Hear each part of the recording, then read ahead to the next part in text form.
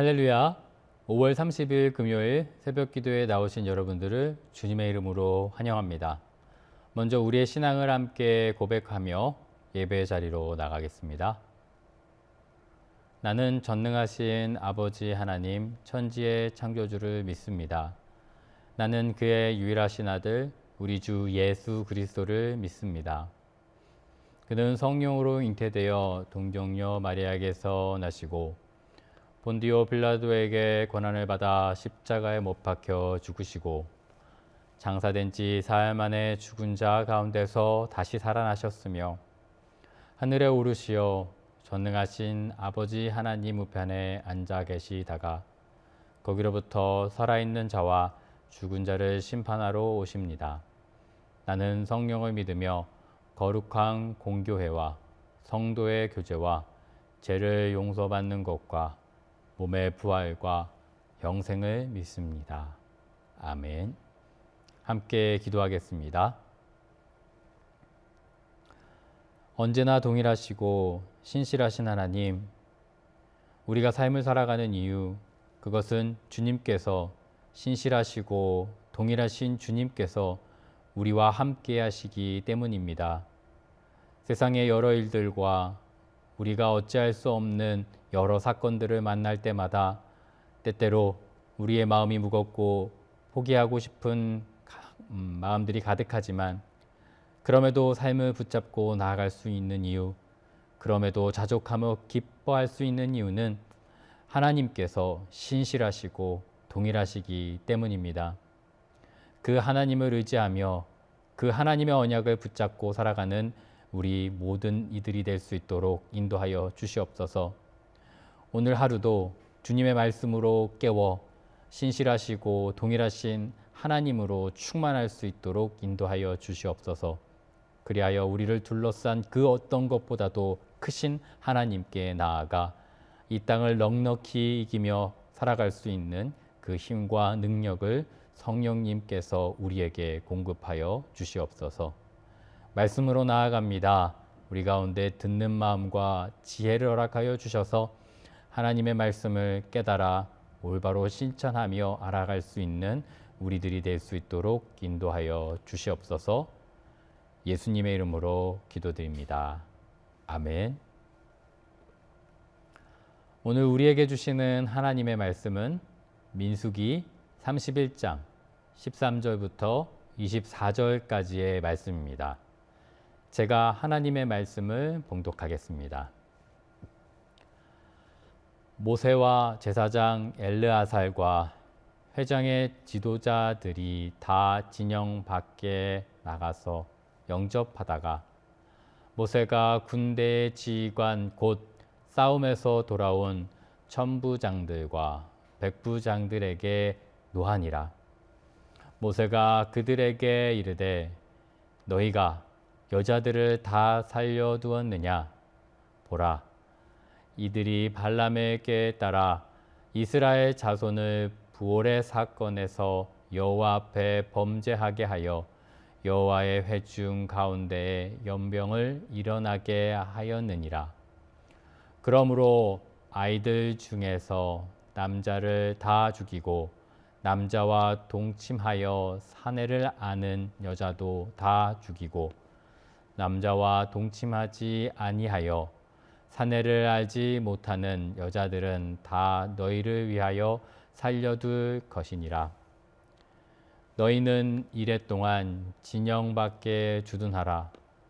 누구든지 살인자나 죽임을 당한 시체를 만진 자는 셋째 날과 일곱째 날에 몸을 깨끗하게 하고 너희의 포로도 깨끗하게 할 것이며 모든 의복과 가죽으로 만든 모든 것과 염소털로 만든 모든 것과 나무로 만든 모든 것을 다 깨끗하게 할지니라. 제사장 엘르아살이 싸움에 나갔던 군인들에게 이르되 이는 여호와께서 모세에게 명령하신 율법이니라. 금, 은, 동, 철과 주석과 납 등의 불에 견딜 만한 모든 물건은 불을 지나가게 하라. 그리하면 깨끗하려니와 다만 정결하게 하는 물로 그것을 깨끗하게 할 것이며 불에 견디지 못할 모든 것은 물을 지나가게 할 것이니라. 너희는 일곱째 날에 옷을 빨아서 깨끗하게 한 후에 진영에 들어올지니라. 아멘. 이것은 하나님의 말씀입니다. 성도 여러분, 오늘 우리는 민수기 31장의 말씀을 통해서 하나님께서 이스라엘 백성에게 요구하시는 정결함의 의미를 묵상하고자 합니다. 이 말씀은 단순히 전쟁의 후일담이 아니지요. 오히려 하나님 백성으로서 약속의 땅에 들어가기 직전 반드시 점검하고 통과해야 할 정결함에 대해서 그 마지막 훈련의 중요성, 그리고 하나님의 거룩하심 앞에 우리 자신을 다시 세우는 부르심으로 읽어야 합니다. 왜냐하면 이 전쟁은 단지 군사적 충돌이 아니라 영적 순결을 위협했던 거대한 유혹의 세력과의 싸움, 그 마지막 부분을 나타내기 때문입니다. 이를 위해 모세는 지파마다 1000명씩 약 1000여 명의 군사를 뽑아 미디안과 싸움을 하게 합니다. 제사장 비느하스는 성소의 기구와 나팔을 가지고 이 전쟁에 함께 참여하며 이를 통해 이 싸움은 단지 인간의 싸움이 아니라 하나님의 명령으로 그리고 하나님의 이끄심으로 싸웠던 그 훈련의 과정을 드러내고 있습니다. 전쟁의 결과는 압도적인 승리였습니다. 그러나 모세는 노하였습니다. 14절과 15절 말씀입니다. 모세가 군대 지휘관 곧 싸움에서 돌아온 천부장들과 백부장들에게 노하니라. 모세가 그들에게 이르되 너희가 여자들을 다 살려 두었느냐. 그 이유는 그들이 여자들을 모두를 살려 두었기 때문입니다. 민수기 31장 첫 시작에서 하나님께서는 모세에게 미디안에게 원수를 갚고 그 후에는 내가 내 조상에게 돌아가야 한다라고 말씀하셨습니다. 이는 단순히 보복하는 것이 아니라 하나님에 대한 어떤 배신과 이에 대한 심판의 명령을 담고 있었던 것이죠. 그리고 이 사건이 모세가 전쟁으로서 마지막 그들과 함께하는 모습이었다라고 이야기합니다. 단순히 개인적인 감정에 의한 보복이 아니라 하나님의 공의와 하나님의 능력을 나타내는 그런 모습이었죠.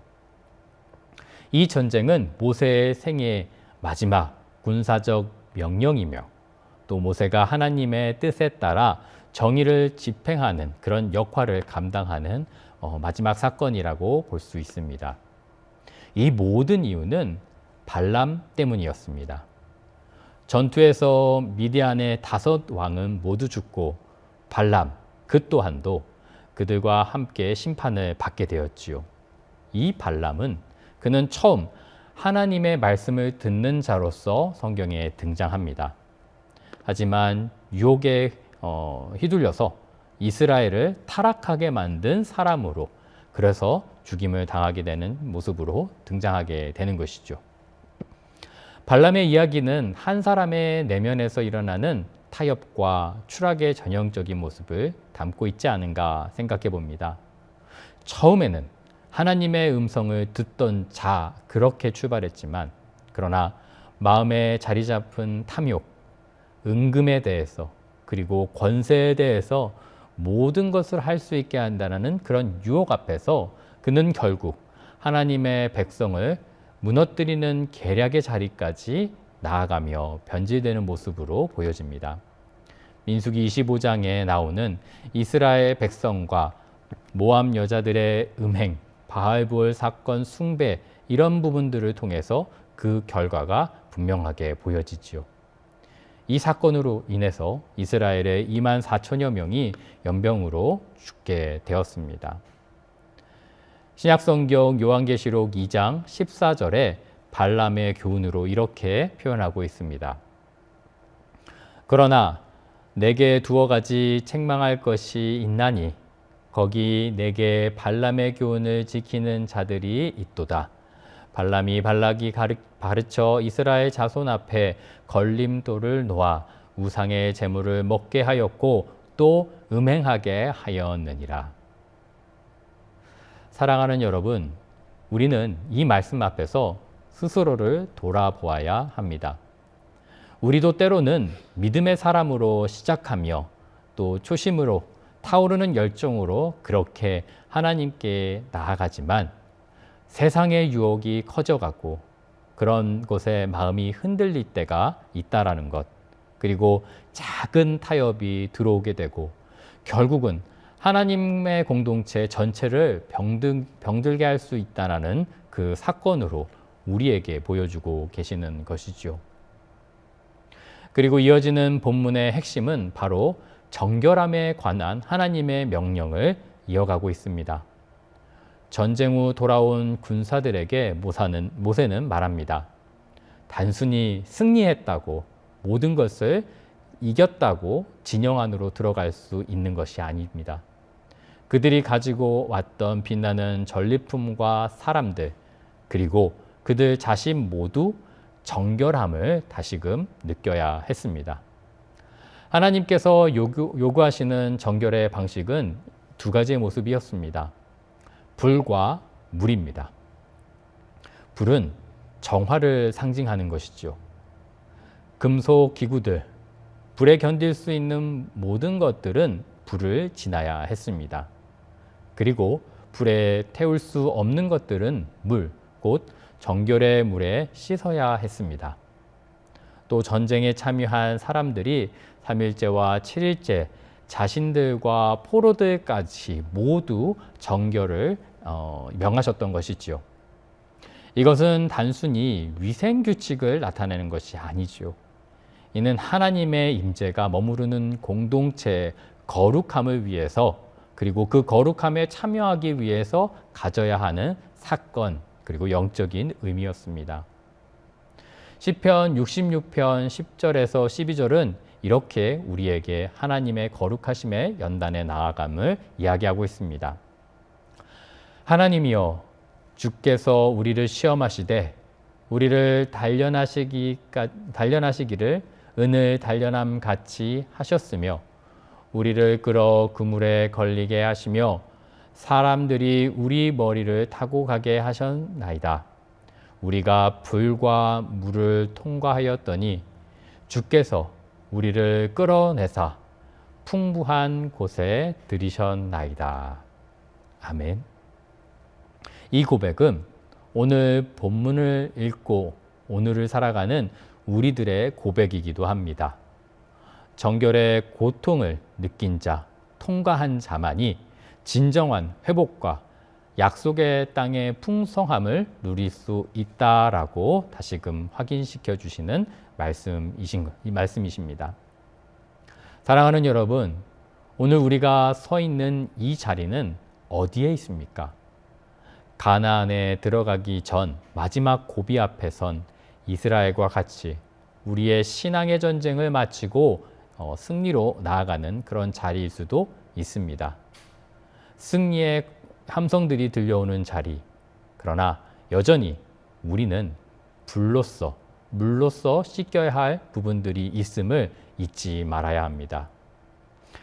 다시금 돌아본다면 우리의 말과 습관, 우리의 내면, 생각까지도 이렇게 정결의 모습으로, 그래서 하나님의 거룩하심에 동참해야 될 일들이, 사건들이 승리 후에 우리에게도 있다는 것이죠. 거룩한 공동체는 외부의 전쟁에서 이기는 것만으로 끝나지 않습니다. 우리의 안과 밖, 내부까지도 정결이 함께 병행돼야 된다는 것입니다. 이는 교회를 향한 하나님의 요구이시며 또 각 가정과 개인의 삶에 주시는 부르심입니다. 오늘도 우리를 향한 하나님의 말씀을 기억하면서 주님의 음성을 들으시길 소원합니다. 불과 물로 우리를 훈련하시며 정결하게 하시며 그리고 그 끝에 풍부한 곳, 은혜의 땅으로 나아갈 수 있음을 우리에게 말씀하신다라는 것 다시금 기억하길 소원합니다. 죄라는 것은 저는 늪과 같지 않나 생각하고 지내고 있습니다. 한번 빠지게 되면 스스로의 힘으로는 절대 빠져나갈 수 없는 것이 바로 죄의 늪이 아닌가 생각해 봅니다. 죄는 작은 시작이라도 민감하게 반응해야 하는 이유가 바로 그 때문입니다. 이스라엘 백성에게 다가왔던 발람의 깨와 우상 숭배는 결국 가나안 땅에서 작지만 가장 크게 그들을 어렵게 만들 수 있는 요소였습니다. 이것은 작은 것이 아니었죠. 광야에서 정결의 훈련이 중요했듯 결국 이제 곧 들어가게 되는 가나안 땅에서도 역시 정결함이 중요하였습니다. 가장 좋은 정결의 훈련은 하나님과 가까이 하며 동행하는 것입니다. 나를 유혹하는 어떤 죄의 늪에도 마음을 두지 않고 온전히 하나님만을 바라보며 정결하게 살아가는 저와 여러분들이 되기를 간절히 소원합니다. 함께 기도하겠습니다. 살아계신 하나님 아버지 감사합니다. 오늘도 말씀을 통해서 승리 이후에 우리가 꼭 반드시 해야 될 일들이 있다는 것을 다시금 보게 됩니다. 하나님이 거룩하시듯 우리도 그 거룩한 가나안 땅으로 나아가기 위해 약속된 하나님 나라에 들어가기 위해 오늘 이곳에서 불과 물로 연단하게 하시고 지나가게 하시는 하나님의 깊은 뜻을 알 수 있도록 인도하여 주시옵소서. 그리하여서 오늘 하루도 작지 않은 이 하루도 정결함으로 열매 맺을 수 있도록 인도하여 주시옵소서. 더불어 기도하는 것은 발람을 바라보며 기도합니다. 발람의 시작은 믿음이었지만 그 끝은 믿음의 사람들을 흔들어 놓는 꾀의 모습으로 결국 자신까지도 또 많은 사람들을 파멸로 이끌었던 것을 바라봅니다. 우리의 믿음을 지켜주시고 하나님을 향한 그 열심이 변하지 않도록 그리고 하나님께서 우리를 향하신 그 열심과 열정을 가지고 우리에게 주시는 큰 은혜를 온전히 바라봄으로 세상의 어떤 음과 금이라 할지라도 거절하며 담대하게 죄의 늪을 빠져나올 수 있도록 아니 그것을 가까이 하지조차 않는 지혜로운 성도들이 될 수 있도록 오늘 우리들이 될 수 있도록 인도하여 주시옵소서. 우리에게 놓여진 문제를 위해 기도합니다. 문제보다 크신 하나님을 바라보게 하시고 이 훈련을 통해 정결의 훈련을 통해 다시금 풍부하게 하시고 풍성하게 하시는 하나님께 나아갈 수 있도록 인도하여 주시옵소서. 하나님께서 함께 하실 것을 믿사오며 예수님의 이름으로 기도드립니다. 아멘. 계속해서 기도의 자리로 나아가겠습니다.